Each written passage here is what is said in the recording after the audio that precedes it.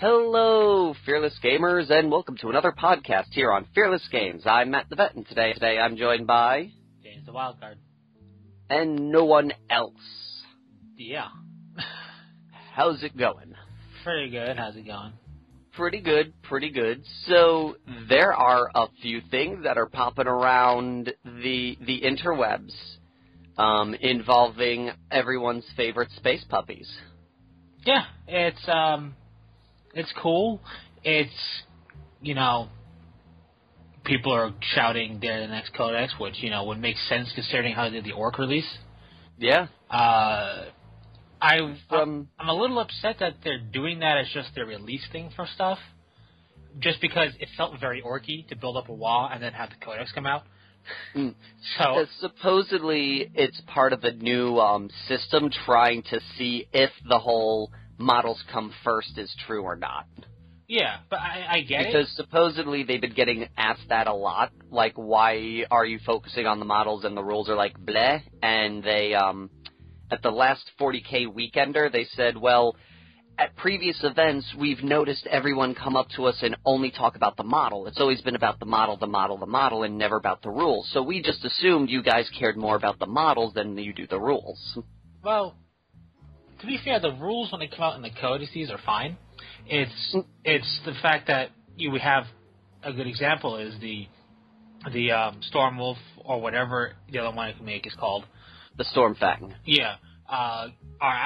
You can order them, but aside from having the rules, I believe, coming out in a book, like a White Dwarf. I think they came out the White Dwarf, yeah. But aside from that, we don't really have, it's not a Codex rule yet. You know what I mean? So yeah. It's a case of, well, that model, people are going to buy it probably on looks versus rules. And even with models that have been established, new players and old players alike, people getting into, let's say, Space Marines from NIDS or whatever, they're going to, maybe they're going to pick up the Land Raider Crusader because they think it looks cooler than a Land Raider, or they're going to want to field Terminators because they look cool, That's why I don't have the best tournament list, because I go, that's an awesome-looking model, I'm fielding it, and I'm going to make it as competitive as possible.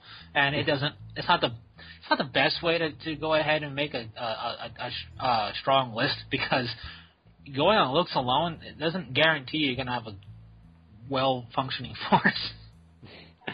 Not always. Not always, but... Unless you're playing, like, Farsight Enclave or something. Yeah, but that's just battles. I mean, it's just battle suits. I mean, they look cool. Battle suits are cool looking. They are cool looking, but it's the one army where you can go, that looks cool, and you can still be competitive. It's true, but to be fair, it's Tau, and it's the only cool looking thing in Tau. So. I don't know. The Fire Warriors are growing on me. The Fire Warriors I like. I've always liked their helmet because I've always liked helmets where it's it doesn't have island. I like the Space Marine islands, but I also like helmets where it's very clear they're not looking out of the helmet, but the helmet's an input for a screen. Because there's no, you can say they're kind of looking out of the circle in the middle of their helmet, but there's probably not. Yeah, it's probably not. That's probably more like a camera, and there's a full-on display screen, sort of like Gundams and such. Yeah, I like that look of helmets, and I like a bit of how the armor goes. They're just, they don't, with the exception of Kroot, they don't really have anything looking dumb in the Tau Codex or Vespers. I think Vespers and Kroot look kind of dumb.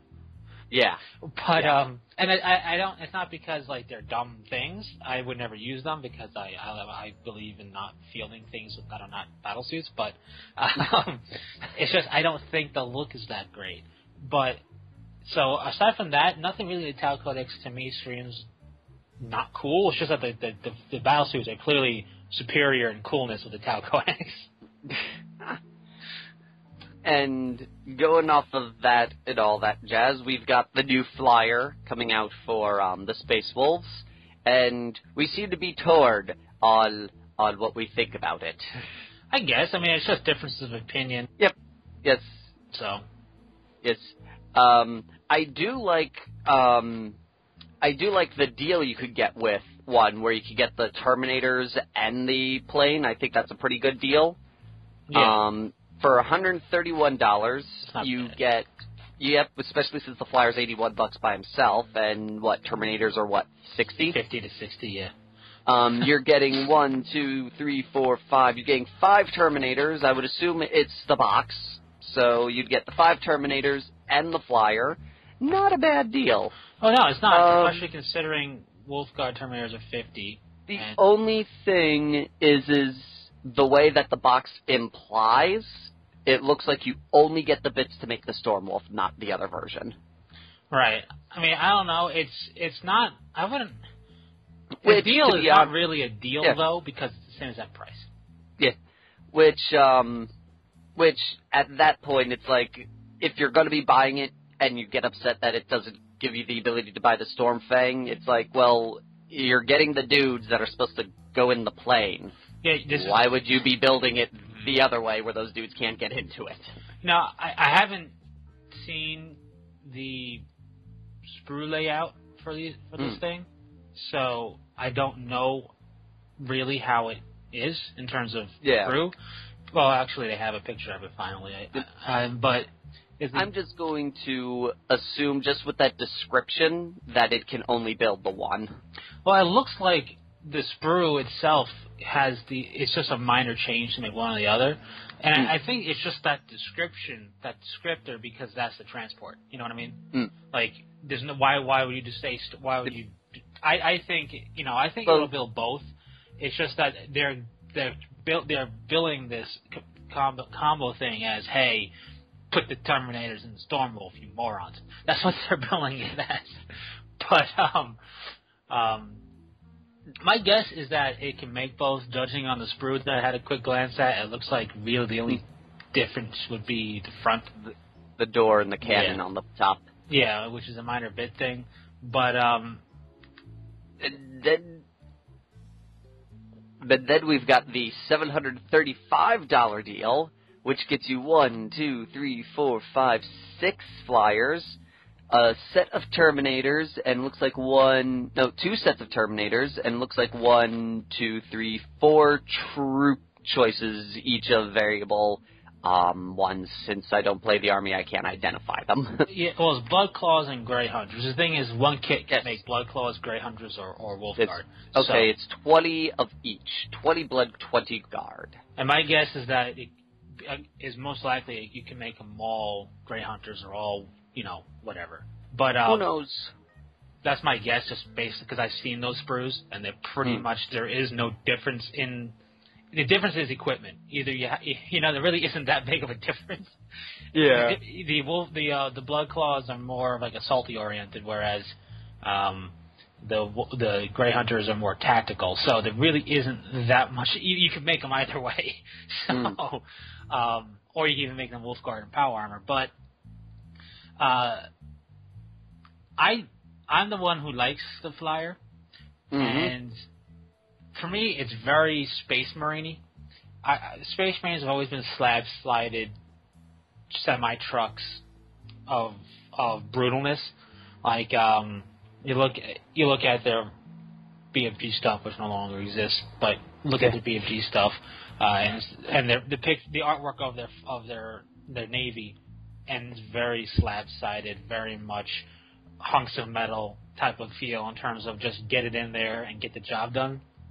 And I like that. I also like the fact that it has very much a Thunderhawk-esque and more of an Assassin's Assault feel to them. And I'm curious, considering you can buy 2 of them for the same price as buying 2 of them individually, so I don't understand why they're doing that. Drop the price like a couple of bucks. I mean, I'm guessing it's tax or something like that, but... plus shipping. Yeah, but whatever that reason is. I'm curious to see, if you take 2 of them, maybe a Land Raider, maybe a Predator, or maybe a Land Raider or a Land Speeder, or a combination of some type of vehicle and the Land Speeder and the 2 of those, and make your own pure plastic, different-looking Cessna Assault Ram. Because you probably could. I don't know. Considering, if they're built to be able to fit 5 Terminators in them, ones that can transport, I'm guessing it's pretty sizable in terms of a kit itself. And it's hard to tell in the pictures they show of it when they show it amongst other stuff. But my guess is that it's probably going to be comparable in size to, like, one part of a Cessna's assault ramp. I've never actually seen an Cessna's assault ramp, so I have no idea. The Cessna's assault ramp, I've seen pictures of it in relation to other forces, like of Space Marines. I just never seen it in person. But I have a better idea of that size than I do the Storm Fang and whatever the other one's called, because Stormwolf. Because these obviously are just brand new in the pictures they show of them. It's kind of not hazy, but the way they have them angled and set up and stuff, they're not actually next to the stuff they pictured too. So it's hard to tell size. To me, I just don't like how they look like a brick with wings. But then again, as with the Storm Raven, or whatever that Space Marine flyer-y thing was that the Storm Raven? Which one? the one that was introduced with the Blood Angels. Yeah, it's the Storm Raven. Yeah. Eventually that look grew on me, so I will probably eventually just go, okay, fine. It's not as bad as I originally thought. But I don't know. I've never really liked a lot of the Space Marine flyers except for the jet fighter, just because it looks like a cool biplane feel to it. And plus, I think I just like the Imperial Navy stuff that looks more like planes. Yeah, and the Nephilim jet fighter and the Ravenwing Dark Talon are more Imperial Navy looking. Yeah, very much so. And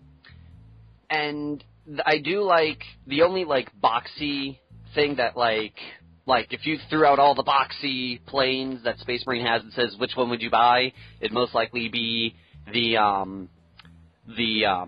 Thunderhawk.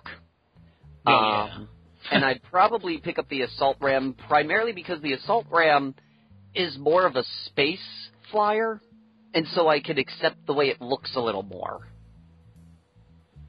I see where you're going with that. I'm like, okay, it's boxy, but it's in space. It doesn't need to be aerodynamic. Well, I just look at it as these things got strong enough thrusters, you can make a brick fly, but you can put a rocket on it. So supposedly the way it works is it's very much a land speeder. It's got like the grav plate underneath it. Yeah, and then the engines just push it forward. Right. Oh, the Storm Eagle and Fire Raptor, those two are also pretty awesome looking. Yeah. But overall, I like where they're going with it. I don't know if that's going to be a grav gun turret thing on the back of one of the Stormwolf or whatever. I've never seen a grav gun, so I have no idea. It's the front of it where it's kind of grav gun-esque. I don't know. I'm just saying that because I don't believe Space Wolves currently have access to grav guns. So it'll be... Not that I'm aware of. So if that's indeed what it is, then obviously they're going to have access to grav weaponry. Possibly. You know, they do have crazy beliefs. Well, it's just that if it is a grav gun, then you're not going to have it solely unique on this thing. You never know. They are crazy Space Wolves. They put Terminator home. They put teleport devices on hammers. Yeah, but you also got to remember they're Space Wolves. They're everybody's favorite Space Marines. So they're clearly going to get everything. So that is true. They are the favorite of the armies. Yeah, because it's like they represent everything I love: Space Marines and beer. Basically, I'm sorry, that's all they do. They go, "We're Space Marines and we're drunk." Yeah. Well, so they don't really get drunk, which is weird. Yeah, it's one of those things. They're so awesome they can't get drunk, but they do it anyway. Yeah. You know what I really like? That what? Is now available to buy, but was a pre-order a little bit ago. The Sector Imperialis, not the whole kit and caboodle. That's like $800 something bucks, but the $330 one, which is just like the ground. The new Realm of Battle? Yeah, but instead of it being like it's just the ground, it's not anything. Yeah. It's not 3D. Well, it's like the old. Yeah, well, it's like the old Realm of Battle set, except it's the street level instead of the rolling plains. Well, yeah, but what I mean is, it's like it's a definite upgrade from their old like road thing that you could roll out. and everything. And I just like it because clearly this is for an urban view, but it's not. I do like me some urban stuff. And it's not going to work in the desert, obviously, in terms of representing rolling sand dunes because it's not there. You could have a desert city, but anyway, what I like about it is when you think about it, outside of a textured gaming board for like doing grassy plains or sandy stuff, or you have like somebody who just textures it gray and that's it. This is really great for accenting your urban fighting because you could put the terrain on this terrain street thing when you think about it, and you have complete immersion now. Because I don't know about everybody's local gaming stores around the globe, but not all of them have tables that are purely solely meant to be immersive in wargaming. They're tables that can work for card games and everything. So they tend to be wood or something, and then either they put a mat down or chances are they just put the terrain down. And it doesn't. I'm not saying it takes away from the game. This is just an added. This is like the icing on the cake in terms of full immersion. You have a fully painted and based army, preferably one base in an urban theme, in this urban terrain on this urban mat, essentially. And you got really, I would say, a really cool looking game going on. Yeah. I like the more heavily based the terrain is, I enjoy the game a lot more. Same here. And the thing I like about it is they took into account, hey, it's, apocalypse and whatnot, because they bill it as the streets are wide enough to accept a Baneblade. Yep. So, which is awesome. Yeah, they have a picture of it to prove it, too. Yep. And I like how they put the little, sidewalk there so the buildings could still be far back enough for the sponsons to make it through. Yeah. So, it's really something, it's expensive, but if you are part of a wargaming club specifically, you guys pull in to get a couple of these, and you can have a really cool apocalypse-level game going on, not just a regular game. I do like the Ultima Quadrant with all the different pieces that come with it.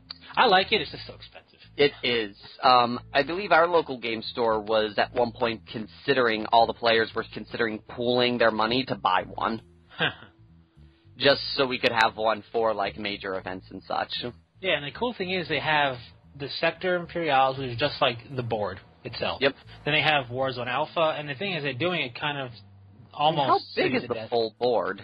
The full board, laid out by itself, it has 6 2x2 tiles.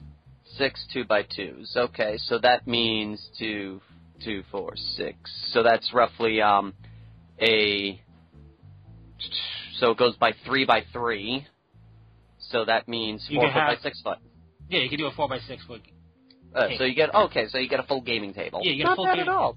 No, not bad at all. And then if you're part of a gaming club or a gaming store and everybody pulls in where you can get 2 of these, you got enough to do a decent apocalypse game.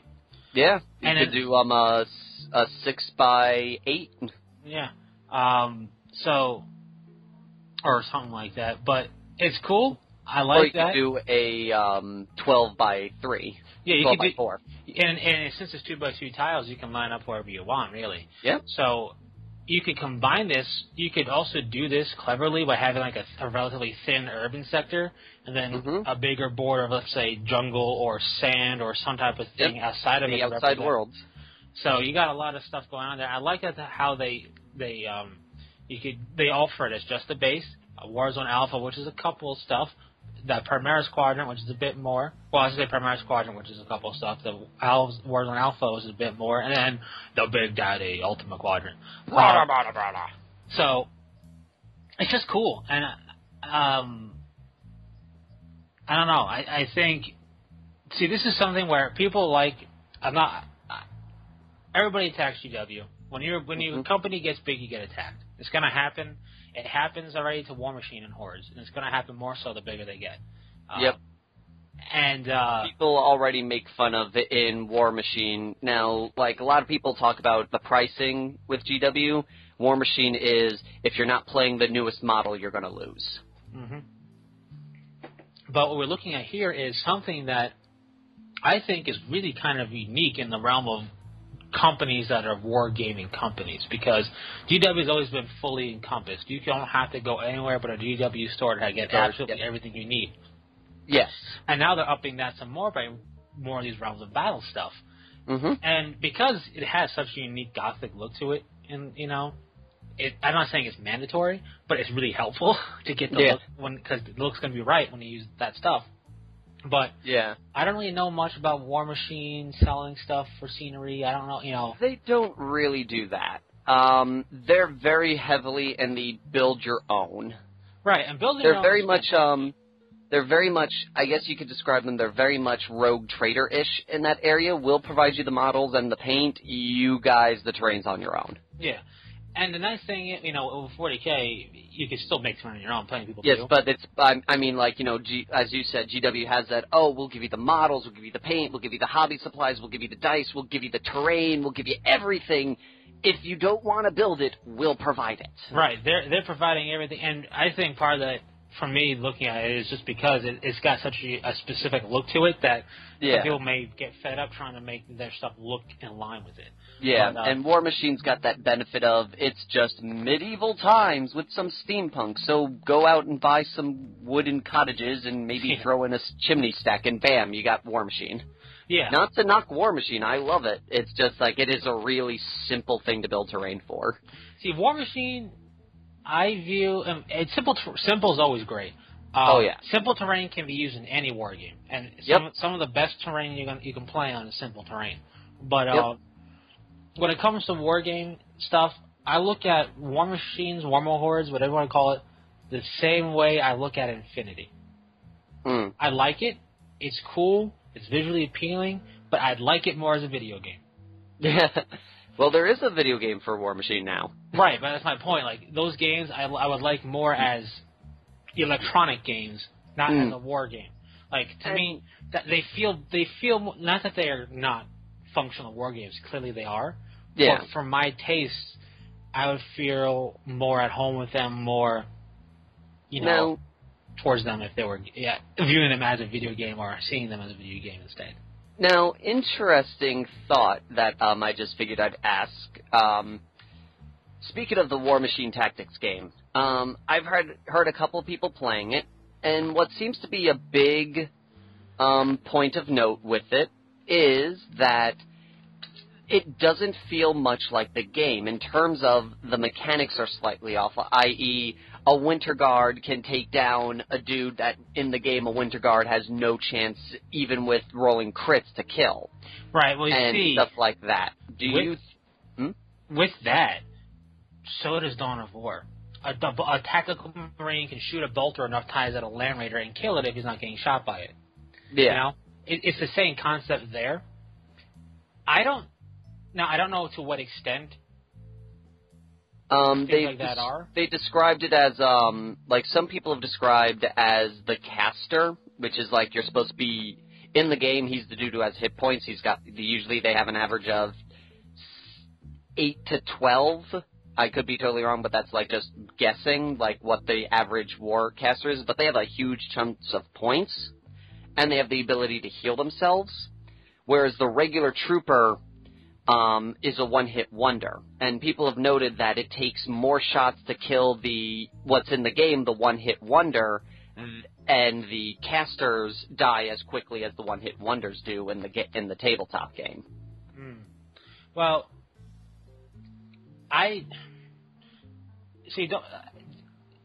when I hear that, I think to the Dawn of War games, where you shoot it enough and it'll die no matter what you're shooting it with. Shuriken Catapult will take down the Predator, which would never happen. But, or Leon Russ, which would never happen. If we go in these rules nowadays, they can, because they auto-glance now. No, what I'm saying is you can't, the concept of it would never happen. The concept of certain things just would never kill it. Like, certain weapons, a Shuriken Catapult would never bring down a Demon Prince of Nurgle. Really, because especially when it's just that one squad doing it, it would never happen. But in the game, that one squad of Guardians would shoot, as long as, let's say, you just kept the Demon Prince there and you didn't move it, and nothing happened, it just kind of stayed stuck somewhere, it may take it a half hour, but they would shoot it to death. Same thing with a vehicle. Which, when you look at the tabletop game, clearly would never happen because the Nurgle thing would just go, hey, watch that squish. Guardian's dead. But, or the tank would shoot at the Guardian and the Guardian's dead. But it happens in a game. And part of that, if you had a... Now, first thing is War Machine Tactics turn-based? I think it is. Because firstly, I hate turn-based games, personally. Yes. I find the whole reason I'm playing it on a computer is so I don't have to go turn-based. But that's just me. Let's see. But it's, for me, though, the idea is, whether it's turn-based or not, if you go too like the war game, it's the same thing as a movie going too much like the book. It's not gonna go that well. And sure, maybe your basic trooper dude of whatever faction would never be able to hurt a jack or something like that. But they have to do something in a game so they can, you know? Or make it, not that so they can, but in a game it's just easier if they have a chance. You know, it may be a very long shot. Now, depending upon how easy it is, that could be the problem. Like, if you're basic, I don't know who the most basic dude is in the faction. Winter Guard is the most basic in the K-Door. Alright, so if a Winter Guard can take down a Jack in relatively quickly in the game, where he otherwise couldn't do it at all, then that's an issue. But yeah, that's what people are complaining about. But if the issue is he can hurt it at all, I think they're just whining at No, it's no. The biggest issue that I'm hearing right now is that like the things that the Winter Guard can take down stuff relatively easier than like the Warcaster, and the Warcaster can be taken down a lot quicker than the basic troopers can. Okay. So the HQ is like made out of paper, while his troops are made out of brick walls. Whereas in the tabletop, it's the reverse. Yeah, and I always that was the one thing I found about the tabletop that was kind of weird. Was like these HQs are your brick house. I'm like, why does every HQ have to feel like a brick house? Why can't you have the guy who why can't the cast be why can't they be like relatively frail, but you have these awesome bodyguard dudes and like basic troopers of like awesomeness? But that's just me. Convergence is the closest to that because they actually have dudes that their sole purpose is to be next to their caster, and if the caster takes damage, that damage actually goes on to him because he goes no. But yeah, it looks like War Machine Tactics is a turn-based squad level. Yes, but which instantly I have instant dislike of, just because I have that much of a dislike of turn-based. So, as to what my question was going to be, do you think video game adaptations that are fairly similar in terms of play style, i.e. the turn-based piece, you feel that they shouldn't perfectly mirror the board game? Well, yeah, but to clarify, I'm not saying don't be turn-based or whatnot, no, I'm not saying that. I'm saying, because this is a turn-based game that I'm clarifying for you. I'm clarifying for our fetus gamers out there. Well, they don't need clarification because they're smart. True, but I'm just saying that turn-based versus real-time, whatever it is, I don't think a video game needs to be super, super accurate to a game, whatever it is. But be it a war game, a board game, a card game, whatever it is, I don't think it needs to feel super accurate to the rules of engagement of those games. Okay. Just because, while yes, these games are for people who are fans of the series already, they're also a very good way to get brand new people into the series. And if it's too caught up in the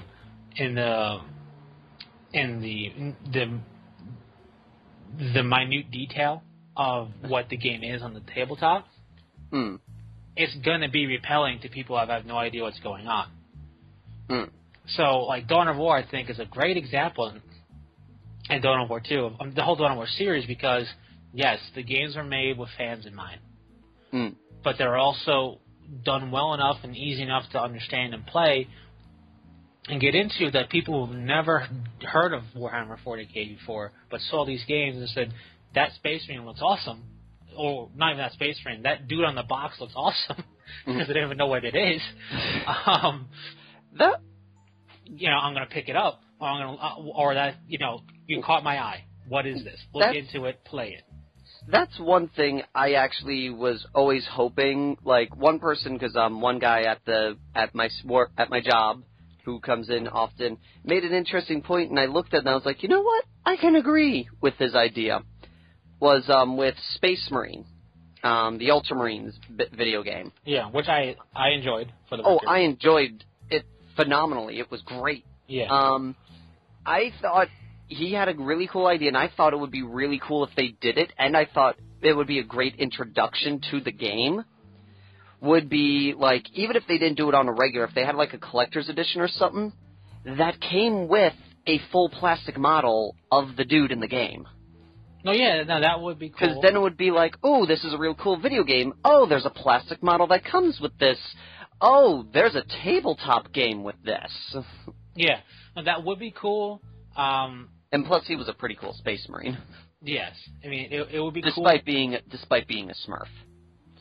Yeah, Ultramarines are cool. All I gotta say is that. But the models, they're cool. Get over it. They're cool. There's a reason they're a poster child. They're not gonna put. I just don't like the space. I just find them annoying. Well, yeah, of course. It's like they're not. I'm gonna now. They're like paladins, not like Grey Knight paladins, but like fantasy paladins. They're cool, but they're annoying. Yeah, that's how I view Ultramarines. They're the Boy Scouts of Space Marines. Exactly, and they're cool, but it's annoying because they're never gonna shut up about it. But it's that would be cool. That's kind of like what I liked about Warhammer Online. They had an orc model on there for the collector's edition.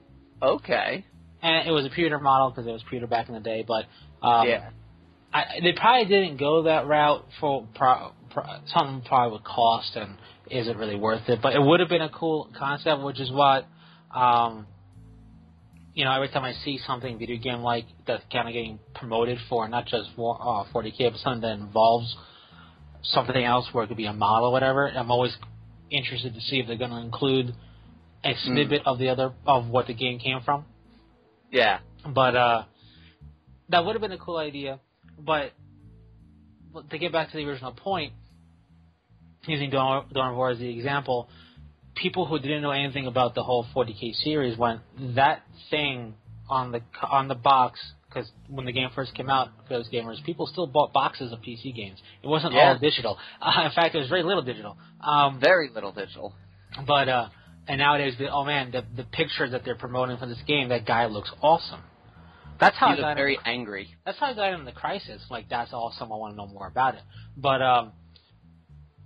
then you play the game, and you're playing this game, and if you're somebody who's getting into the game, as gamers tend to, you're going to go, wow, they got a pretty, for a game that just came out, they got a lot of story here.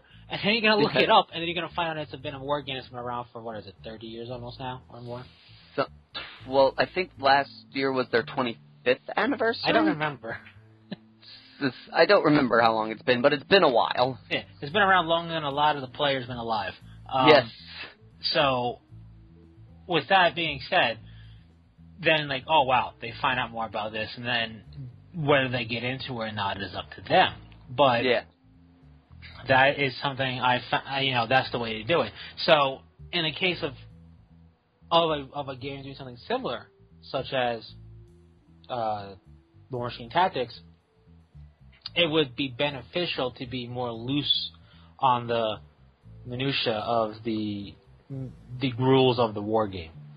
I also think getting bogged down in rules like that slows down the game. Not like coding, but just if you have to do all this crazy stuff, it starts getting to the realm that I don't like in terms of the Magic the Gathering games out there, where it's a simulation of a card game simulation. It's like if you're gonna make a game where I can play the card game on the game, I'm not saying it's a bad thing, But for me personally, it's like I'd rather just play the card game. Like it's the same deal, and I can actually collect the cards here. Yeah. But like if you're gonna make it where, okay, and I'm not saying War Machine Tactics is doing this, but all right, distance is this. All right, now let me actually click the roll button so it'll roll. Like then it's, you know, what's the point? Like that's a over the top example of being too much into the tabletop rules. But it's got to be fluid because you have to keep in mind fluidity kind of takes not a backseat, but it's kind of more of a minor thing for a turn-based game because the fluidity is naturally broken up by turns. Yeah. But in a electronic video game like that, there's fluidity that has to be kept in mind. It's not like you're playing Dawn of War and going, you know what, I'm gonna go BS for 15 minutes while the game's on because I haven't ended my turn yet. You know, it doesn't work that way. Yeah. So that's a really long-winded way of saying don't be too bogged down on the fact that it's not 100% accurate. If a unit can hurt another unit, that's okay. Now, if it can hurt another unit real quick and easy then sure. There needs to be a balancing issue adjusted there. But in general, so what if your basic Winter Soldier or whatever they call Winter Guard can shoot and actually potentially, you know, hurt a Jack or stab it, whatever it is, and actually hurt it.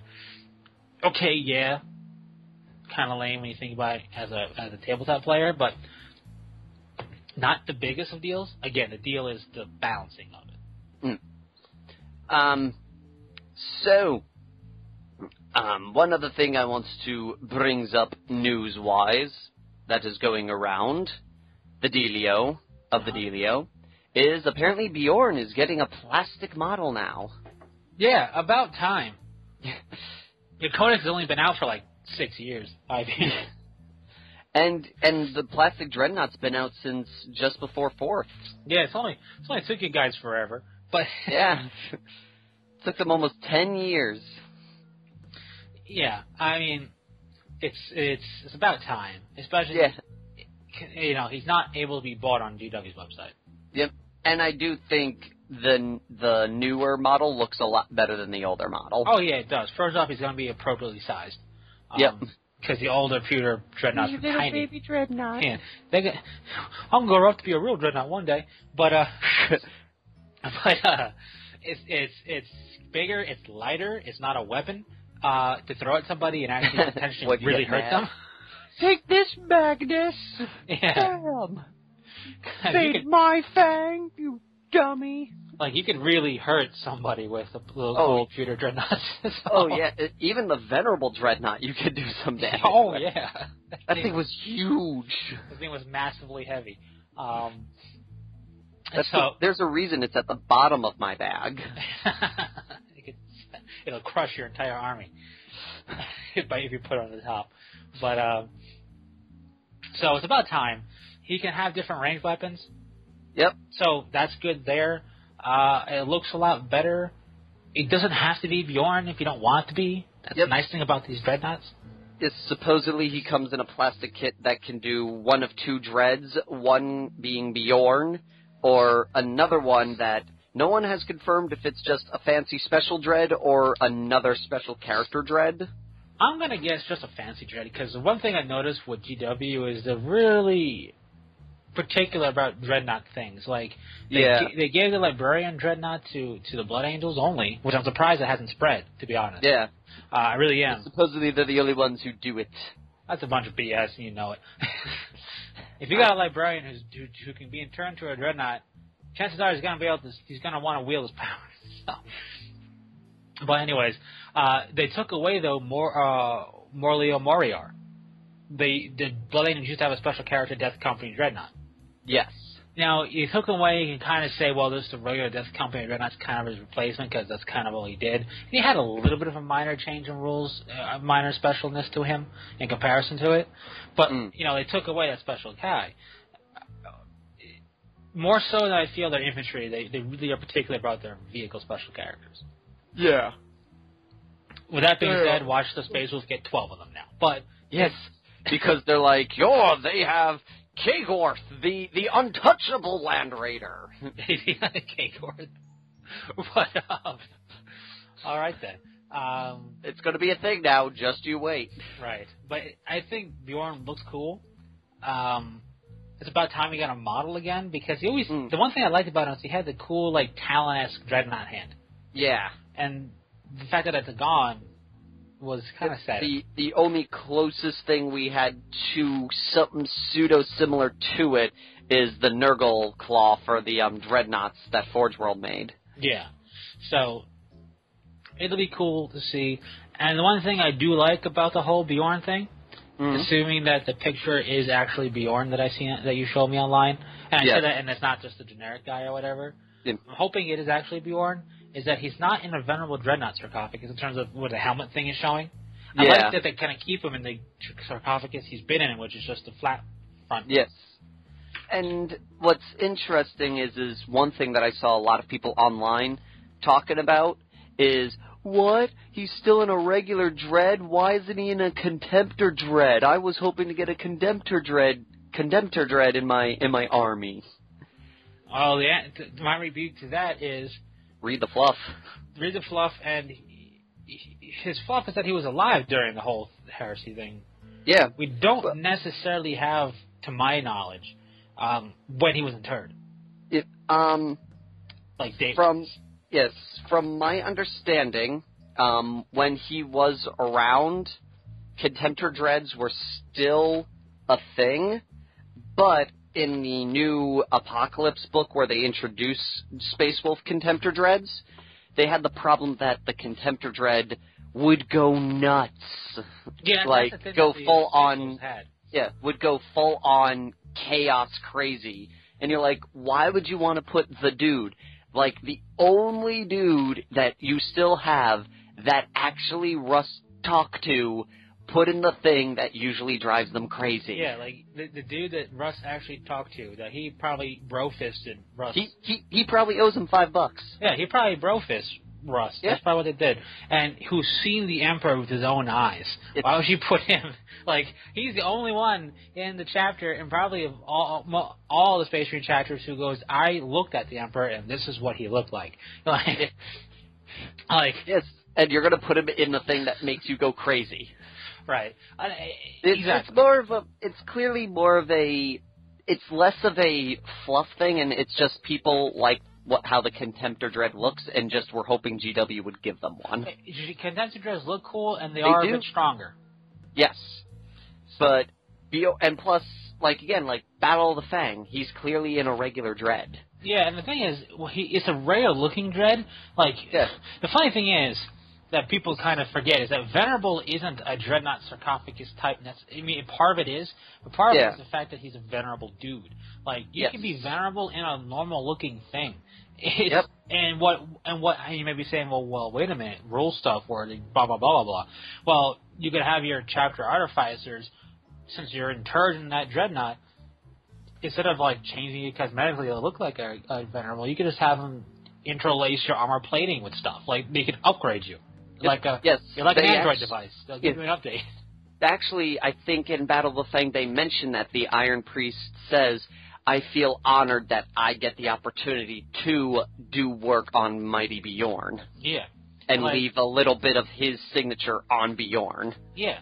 So, these Dreadnoughts, especially the very gilded Dreadnoughts, it's artificers through the generations of Space Marines who have done stuff to their armor and make it better. So, he doesn't have to look super crazy with the helmet sticking out. But, I think that looks silly. I like the look of the Venerable Dreadnoughts. It depends. I like the look. I just don't like the fact that people that it's actually their head. I'm like, it could just be a helmet sculpted onto the sarcophagus. Fine, but the fact that it's actually them looking around, I'm like, really? I don't. That's why I like the Forge World version where it's just the half helmet. Yeah. I don't like when I see the Venerable Dreadnought that GW makes. I'm like, I'd rather have these heads for my regular dudes. Yeah, they work well for regular dudes. It's just But yeah, you Space Wolf fans out there, you guys are getting plenty of loving. It'll be interesting to see what other stuff pop out, and then when they actually finally decide to announce your codex. Because they have it ready to be announced. They're just teasing you guys. and I'm looking forward to all of you complaining about what you do have, what you don't have, and what you lost and what you gained. My favorite thing I'm looking forward to is the moment that they find out Jaws of the World Wolf is completely different or gone. I can't wait to hear about that complaint. I can't wait to hear about that complaint because I've only seen it used ever once. Once, and I didn't even... that power?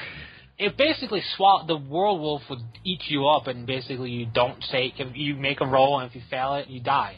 That's it. So it's like the gate from Necrons. Kinda. But it could be projected out. It was like a line thing. And it was very weird.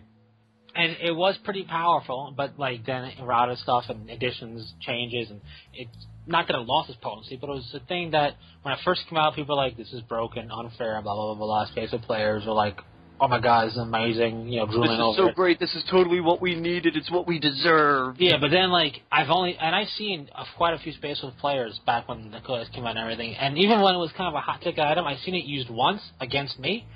That's the only time I've ever seen it used, and it worked horribly for the Space Wolf player. It didn't do anything. And so, it failed horribly. And that's the only time I've ever seen it used. In fact, that guy played a game after that because it was a tournament thing, and he tried it one time, and it swallowed up like a orc, and that was it. It wasn't that good. It's for something that everyone puts on such a high pedestal, we very rarely see it used. Yeah, Even now, I think there's a Space Wolf player right now in the at the game store. No one ever talks about that thing. Yeah, it's one of those things that everybody might think about, but it's nothing. So I'm looking forward to that. You know what I'm also hoping, and it's probably not going to happen. What? I think Nigel Stormcaller needs a new model. He does. He looks like he's making a snow angel. Because he is. Yarr! Brothers! He's having fun, on their planet. That's all he's doing. He's the only one that has, the silliest of poses. Yeah, no, his posing is not the best. Really, all of their special characters, in my opinion, need a change. And, Lucas the Trickster is fine. Lucas the Trickster... He's a dumb model. But his model's not here. It's there. He's got a plasma pistol and a lightning claw. I'm not seeing this special character here on the list of characters. Because he's not. You just go to Space Wolf and go to page 2 of 3. He's on the bottom. Page 2 of 3. I wonder why he's not put up as a... I don't know. Arjak Rockfist, who's temporarily out of stock, by the way. His model's fine. Najal, the Stormcaller, in Terminator armor, fine. Ragnar Blackmane and Nigel Stormcaller and not Terminator armor need a new model. And the Slayer's pretty ballin'. Yeah, he's pretty cool. You know who I don't see? Well, because I'm only on page 2. Hold on. I don't see their big bad Chapter Master. Chapter Master, whatever his name was. Wasn't that the dude with the 2 lightning claws? No, he had a big axe. He had a big axe. Canis Wolfborn was their dude who basically was, not to be cruel and rude, but Canis Wolfborn is their special needs Space Wolf. He can't actually talk. Canis Wolfborn. He's the dude on the lightning claw. Yeah, but he's not a Chapter Master. Okay. He's the guy who can't talk or do anything. He's kind of fully feral, but he can ride a wolf. Like any other spaceman chapter, he probably would have been put down. But, yes, no, I don't see him. He doesn't show up in the HQ section. No, I don't remember his name either. But he was in Terminator armor. He had a Grey Knight Stormbolter look. He had a big axe. And they might be giving him a new model, or he may be going away. Which would be interesting because he was really strong and whatnot. But anyway, so yeah, it'll be interesting to see what they do to the Space Wolf Codex, what the rumors are. Arjak Rockfist? No, Arjak Rockfist it's the guy with the teleporting hammer. Yes, because their helmet, it's okay if their hammers teleport. Yeah. Chatu fears teleportation, but yeah, have it teleport back into my hand, it's cool. Hey, it's not going to totally rip apart my hand. Yeah. But, so I'm interested to see what they're going to do with the Space Wolves. But I can't wait to hear the rumor mill and the complaining mill. It's going to be fun. But and then we of the first will just sit back and have fun watching. Well, I know what's going to happen. They're going to get all the cool stuff with it and go, man, we missed out again. Yep. No, we're gonna go. Man, I can't wait till 8th when we get it.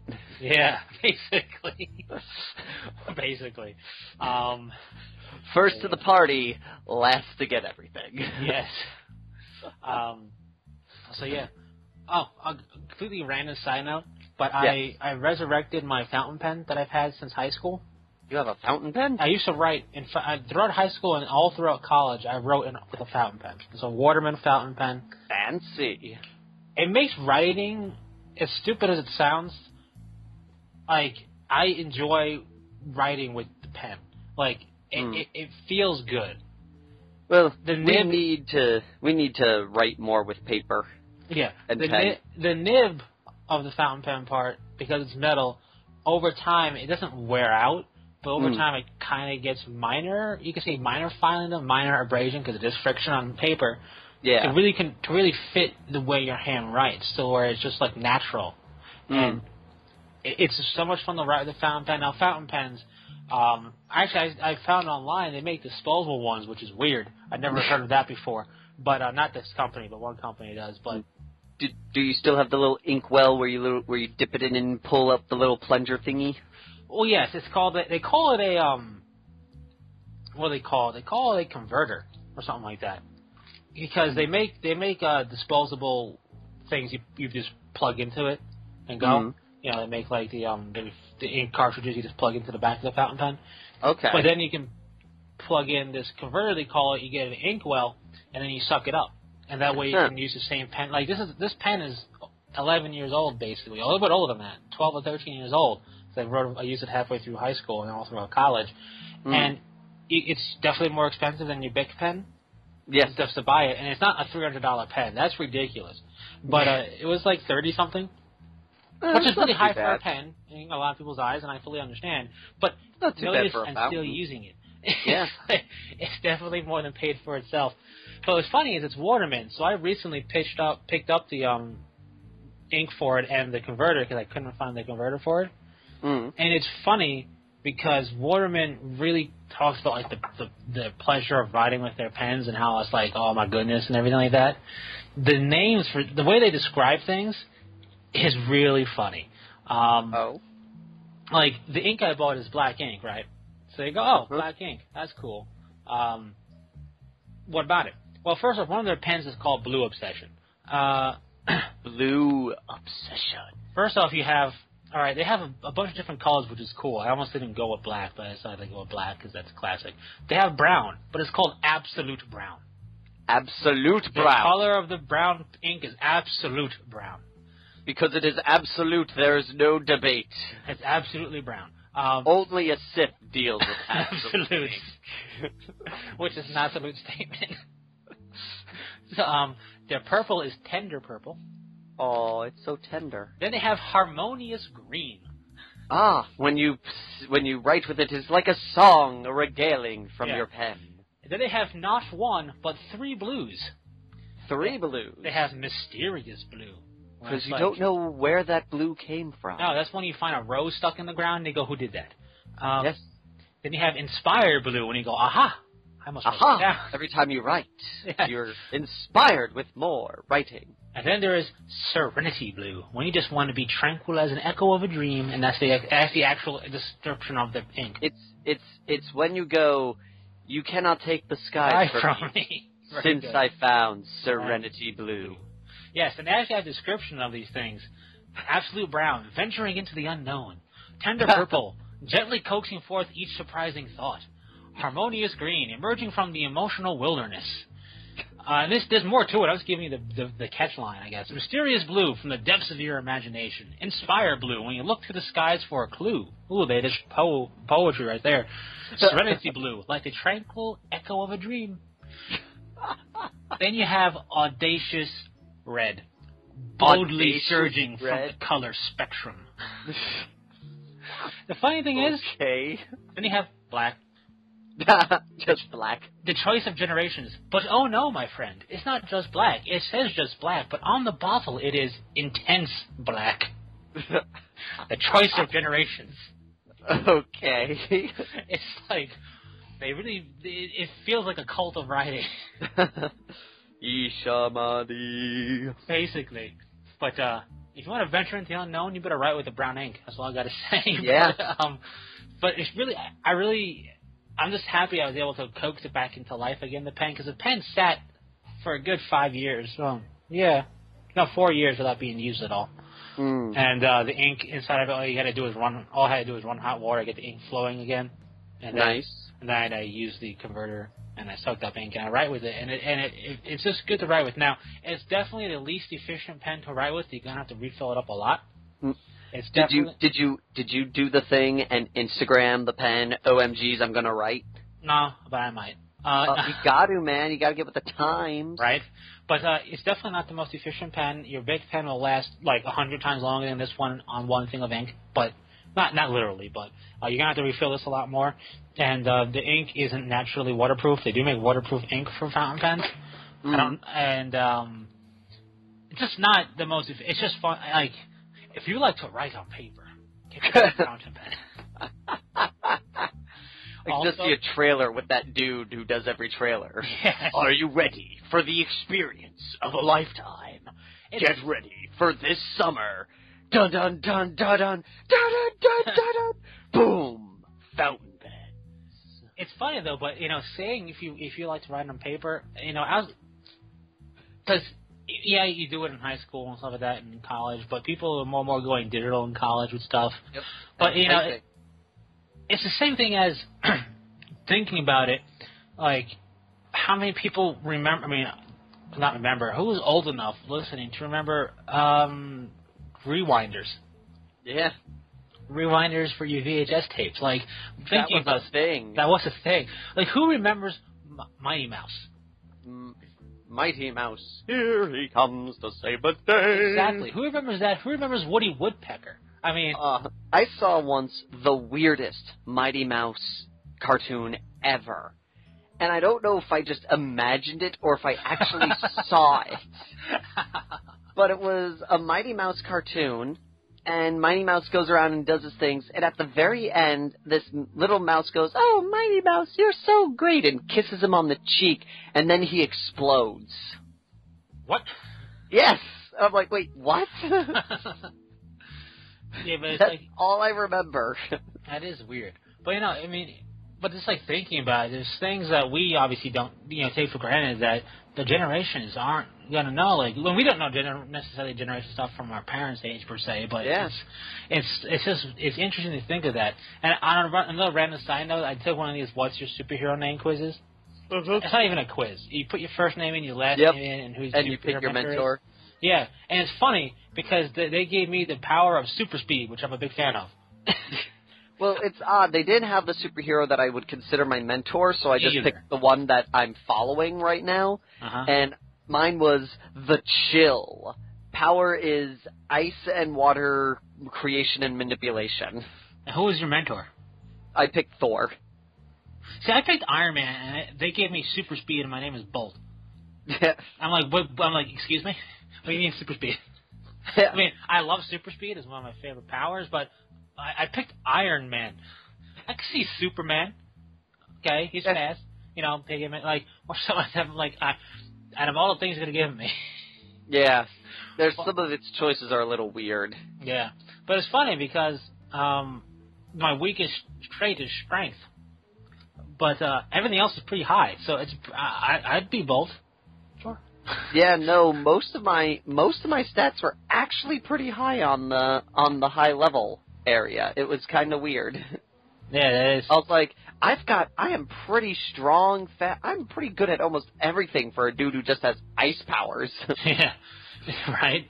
But yeah, and I just found that funny. I was not expecting. I mean, I love super speed. The name Bolt, I'm not too fine. They got that from the Disney movie. Yeah.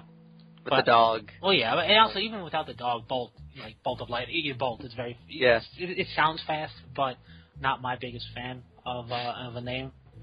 But yeah, it's just weird thinking about stuff like it's gonna be really funny when like Mighty Mouse resurges.